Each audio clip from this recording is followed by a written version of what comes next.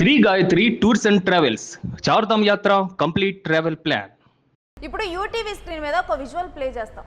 అది చూసి మీరు ఇదే సినిమా స్టోరీ మేము ప్లే చేస్తున్నాం, ఈ సినిమాలో సినిమా అనుకోకండి. ఎందుకంటే గుజరాత్ సూరత్లోని ఒక ఎస్బీఐ బ్యాంకులో జరిగినటువంటి దొంగతనం ఇది. అచ్చం సినిమాల్లో ఎలా జరుగుతుందో అలానే ఒక్కసారి ఆ విజువల్ చూద్దాం క్లియర్గా.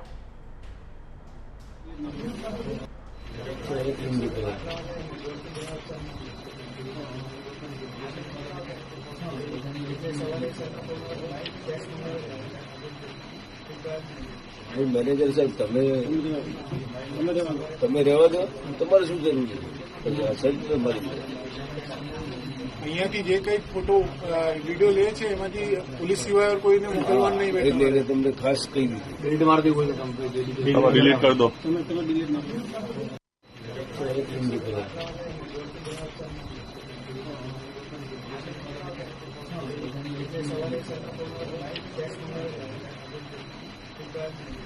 મેનેજર સાહેબ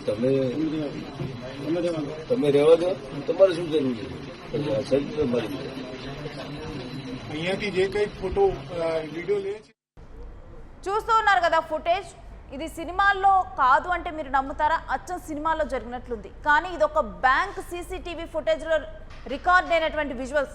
టోపీలు పెట్టుకొని వచ్చారు, అసలు మాస్కులు కూడా ధరించలేదు, మొహాలు కనిపిస్తాయన్న భయం కూడా వాళ్ళల్లో లేదు.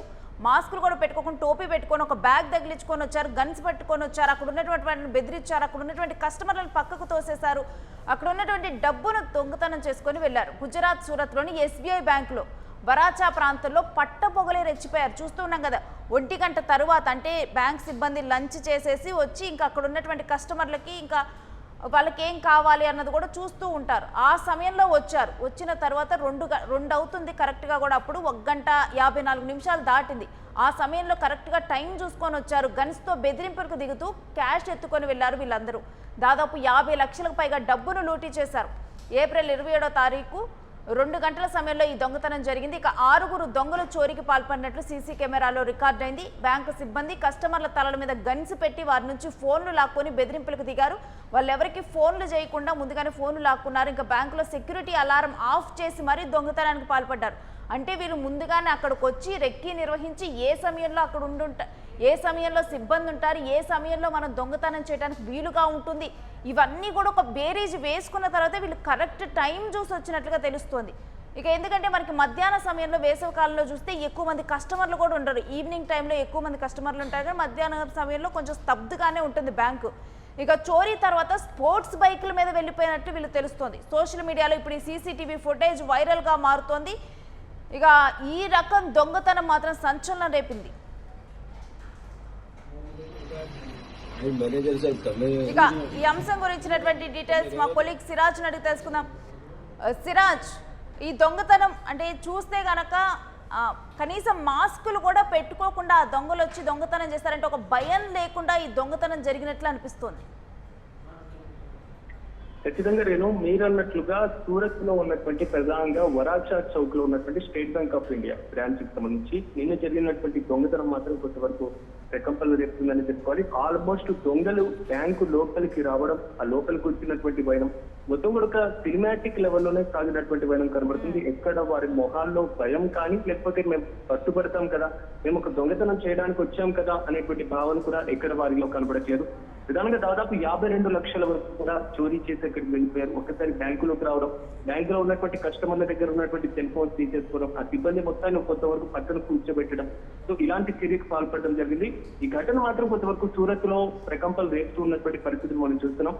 సో పూర్తి స్థాయిలో ఉద్యోగులు ఎవరైతే బ్యాంకులకు సంబంధించినటువంటి ఉద్యోగులు ఉన్నారో ఆ ఉద్యోగులందరినీ కూడా ఒక మూలను కూర్చోబెట్టేశారు. కస్టమర్స్ దగ్గర ఉన్నటువంటి ఫోన్లు, అదేవిధంగా బ్యాంకు సిబ్బంది దగ్గర ఉన్నటువంటి ఫోన్లు, వీటన్నిటినీ కూడా కైవసం చేసుకున్నారు. ఆల్మోస్ట్ ఒక 5 నుండి 6 బ్యాంకులోకి వచ్చినట్లుగా మాత్రం సో అక్కడ ఉన్నటువంటి ప్రత్యక్ష సాక్షులు చెప్తున్నారు. 2 బ్యాంకులు ఆల్మోస్ట్ అంటే నగదు బదిలీకి సంబంధించి వేరే బ్యాంకు నుంచి తీసుకురావడం, లేదా బ్యాంకు నుంచి నగదు తీసుకొని వెళ్ళి సో ఆల్మోస్ట్ ఏటీఎంస్ లో నింపడం, ఇలాంటి ప్రక్రియ చేపడుతున్నటువంటి టైమే కావడం కొంతవరకు మరింత కలకలం రేపుతుంది. At the same time Renu, మీరన్నట్లుగా మధ్యాహ్నం భోజన టైంలో కొంతవరకు విరామం కలిగినప్పటికీ సో కొంతమంది తక్కువగా ఉండేటువంటి పరిస్థితులు ఉన్నప్పటికీనూ కానీ పట్టపగలు ఒక చోరీ జరగడం మాత్రం కొంతవరకు బ్యాంకు యొక్క భద్రత పైన మరి ముఖ్యంగా అక్కడ ఉన్నటువంటి ఆ బ్యాంకింగ్ సిస్టమ్ లో ఉన్నటువంటి భద్రత పైన మరింత లోపాలను ఎత్తి చూపుతున్నట్లుగానే కనబడుతుంది. ఎందుకంటే ఆల్మోస్ట్ పిఎస్యులకి సంబంధించి అంటే పబ్లిక్ సెక్టర్ అండర్టేకింగ్ సంబంధించినటువంటి బ్యాంకులు మరి ముఖ్యంగా గవర్నమెంట్ బ్యాంకులకు సంబంధించి సెక్యూరిటీ ఏ విధంగా ఉంటుంది మనం ప్రత్యేకంగా చెప్పాల్సినటువంటి అవసరం లేదు. గతంలో ఇలాంటి ఘటనలు చోటు చేసుకున్నటువంటి సందర్భాలు కూడా మనం చూస్తున్నాం. సో ప్రీవియస్ లో ఏప్రిల్ లోనే మనకి ఒరిస్సాలో ఉన్నటువంటి ఒక బ్యాంక్ లో ఆల్మోస్ట్ లక్షల్లో బంగారంతో పాటుగా ఆల్మోస్ట్ నగదు మొత్తాన్ని కూడా చోరీ చేసుకొని వెళ్ళినటువంటి సిచ్యువేషన్స్ మనం చూసాం అప్పుడు జరిగినటువంటి ఘటన. అంటే పబ్లిక్ సెక్టార్ బ్యాంక్స్ లో ఇలాంటి చోరీలుగా పాల్పడుతుంటే కనీస భద్రత కల్పించడం లేదా అనేటువంటి ఇష్యూ కూడా కనబడుతుంది. కానీ తాజాగా జరిగినటువంటి ఈ చోరీలో కూడా వచ్చినటువంటి దుండగులు పూర్తి స్థాయిలో అలారం ఇచ్చినటువంటి వాటిని కూడా వైద్యులు కట్ చేసేశారు. ఇక్కడ అలారం మోగడానికి వీలు లేకుండా సో సీసీ కెమెరాస్ కి సంబంధించి ఇలాంటి అంటే సిరాజ్, ఈ ఘటన తర్వాత పోలీసులు దీనికి సంబంధించి ఏమైనా వివరాలు వెల్లడించారా? వాళ్ళు ఇంకేదన్నా కేసుల్లో ఇన్వాల్వ్ అయినట్లు కానీ ఈ 6 దొంగలకి సంబంధించినటువంటి సమాచారం కానీ ఏమైనా బయటకు వచ్చిందా?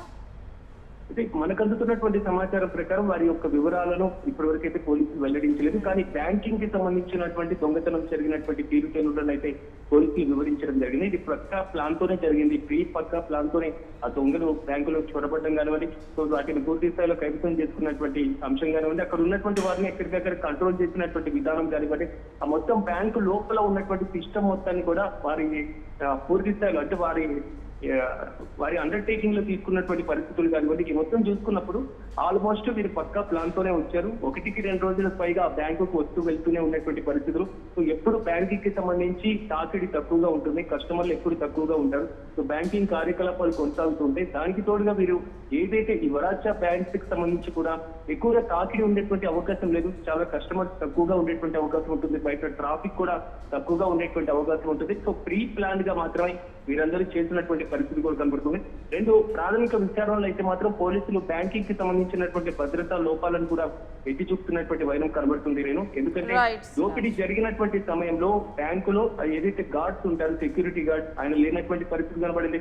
రెండోది దోపిడీ జరిగినప్పుడు ఎమర్జెన్సీ సైరన్లు వెంటనే వారు కట్ చేయడం, ఆ వైర్లు కట్ చేయడంతో ఆల్మోస్ట్ ఆ సైరన్లు కూడా మోగడం లేదు. సో ఎలాంటి హెచ్చరికలు లేకుండా బ్యాంకు లోపల ఏం జరుగుతుందో తెలియక, కస్టమర్స్ ఎక్కడున్నారో తెలియక, లేదా స్టాఫ్ ఎక్కడున్నారో తెలియక బయట వారికి లోపల వారికి కొంతవరకు కమ్యూనికేషన్ తెగిపోయినటువంటి పరిస్థితులు మనం చూసాం.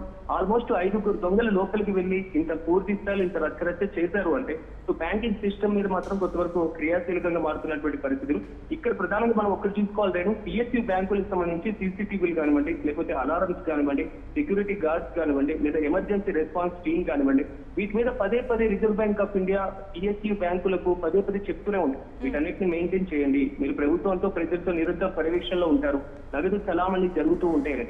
కానీ బ్యాంకులు ఆల్మోస్ట్ ఏం చేస్తున్నాయంటే ఓన్లీ సైబర్ సెక్యూరిటీ వీటి మీదే ఎక్కువ ఫోకస్ పెడుతున్నటువంటి పరిస్థితులు మనం చూస్తున్నాం. ఎమర్జెన్సీ టీమ్స్ 24/7 అందుబాటులో ఉంచుకోవడం, లేదా వాటిని మానిటరింగ్ చేయడం, ఇక్కడ మొత్తం కూడా లోపాలు చాలా స్పష్టంగా కనబడుతున్నాయి. కానీ ఈ ఘటన మాత్రం కొంతవరకు పునరావృతం అవుతూనే ఉన్నాయి. కాబట్టి సూరత్ ఘటన మరోసారి బ్యాంకింగ్ లోపాలను ఎత్తి చూపుతున్నట్లుగానే తెలుస్తుంది. సో నిన్న జరిగినటువంటి ఈ ఘటన మధ్యాహ్నం 2 గంటల ప్రాంతంలో చోటు చేస్తుంది. కాబట్టి సో అనంతరం పోలీసులు కూడా అక్కడికి రావడం జరిగింది. బ్యాంకింగ్ లో ఉన్నటువంటి సీసీటీవీ కెమెరాల ఫుటేజ్ ని కూడా తీసుకున్నారు. సో దానికి సంబంధించి విజువల్స్ కూడా మనం ఇప్పటికే చూసాం. కాబట్టి సో ఇలాంటి ఘటనల మీద పోలీసులు కేసు నమోదు చేయడం జరిగింది. సో ఆ దొంగలను సాధ్యమైనంత త్వరగా పట్టుకుంటామని కూడా, సో వారు ఏ విధంగా రెక్కి నిర్వహించారు, ఏ విధంగా దొంగతనం చేశారు, ఎంతవరకు నగదు పోయింది, సో ఎవరెవరి కస్టమర్స్ కి సంబంధించినటువంటి నగదు అనేటువంటి కోణంలో కూడా పోలీసులు దర్యాప్తును ముమ్మరం చేస్తున్నారు. Right Siraj, stay with us. ఇక గుజరాత్ సూరత్లోని ఎస్బీఐ బ్యాంకులో భారీ దొంగతనం జరిగింది. ఇక్కడ మనం ఈ బ్యాంకు చూస్తే ఇదేం చిన్న బ్యాంకు కాదు. ఇప్పుడు ఎస్బీఐ అంటే ఒక మారుమూల ఒక పల్లె ప్రాంతాలకు వెళ్ళినా కానీ ఆ చుట్టుపక్కల కనుక ఖాతాదారులు ఉంటే అక్కడ కూడా ఎస్బీఐ బ్యాంక్ ఉంటుంది. అలాంటి ఒక బ్యాంక్లో సెక్యూరిటీ లోపం మనకి క్లియర్ కట్గా కనిపిస్తుంది. ఇక వచ్చినటువంటి దొంగలు బయట మాస్క్ ధరిస్తే లోపల ఏం జరుగుతుందో, బయట ఎవరు దొంగతనానికి వచ్చారని బయట ఉన్నటువంటి వాళ్ళు గమనిస్తారనుకున్నారేమో అని భావించుండొచ్చు. వాళ్ళు మాస్కులు కూడా ధరించుకుంటూ లోపలికి వచ్చారు. ఇక వచ్చిన వెంటనే అక్కడ ఉన్నటువంటి బయట సెక్యూరిటీ గార్డుని అతని లోపలికి తీసుకొని వచ్చి అతనితో పాటు మిగిలినటువంటి కస్టమర్స్ అందరినీ కూడా పక్కకు పంపించేసి వాళ్ళందరినీ కూడా వాళ్ళ దగ్గర ఉన్నటువంటి గన్తో కంట్రోల్ చేస్తూ ఉన్నారు. వీళ్ళని ఒక 2-3 కంట్రోల్ చేస్తూ ఉన్న క్రమంలో ఇక ఇటు సైడ్ వచ్చేసి మిగిలినటువంటి వారి దగ్గర డబ్బులు దోచుకొని వెళ్ళారు. అక్కడ అప్పటికి కొంతమంది లావాదేవీలు జరిగి ఉండొచ్చు, కొంతమంది డిపాజిట్ చేద్దామని వాళ్ళ చేతిలో డబ్బులు పెట్టుకొని ఉండొచ్చు. ఈ పోయినటువంటి వాళ్ళందరికీ ఎవరు రెస్పాన్సిబిలిటీ? సో అంటే బ్యాంక్స్లో ఉన్నటువంటి సెక్యూరిటీ లోపం ఇక్కడ క్లియర్ కట్గా కనిపిస్తోంది. ఇంకా ఆ దొంగలు ఒక 2-3 సార్లు వచ్చి రెక్కి నిర్వహించి వెళ్తేనే ఇంత పగడ్బందీగా ప్లాన్ చేయగలిగారని కూడా పోలీసులు చెప్తూ ఉన్నారు. ఇక బ్యాంకుల దగ్గర ఎంత జాగ్రత్తగా ఉండాలి, బ్యాంకులు కూడా ఎంత జాగ్రత్తగా ఉండాలి అని ఈ అంశం అయితే మనకి క్లియర్ కట్గా ఇప్పటికే మనం ఏటీఎంలో నగదు చోరీ కానీ ఇవన్నీ అంశాలను మనం చూస్తూనే ఉన్నాం. కానీ ఈ రకంగా అచ్చం సినిమాల్లో కనుక ఎగ్జాక్ట్గా ఎలా చూపిస్తారో అదే రకంగా ఈ సీన్ అయితే కనిపిస్తూ ఉంది.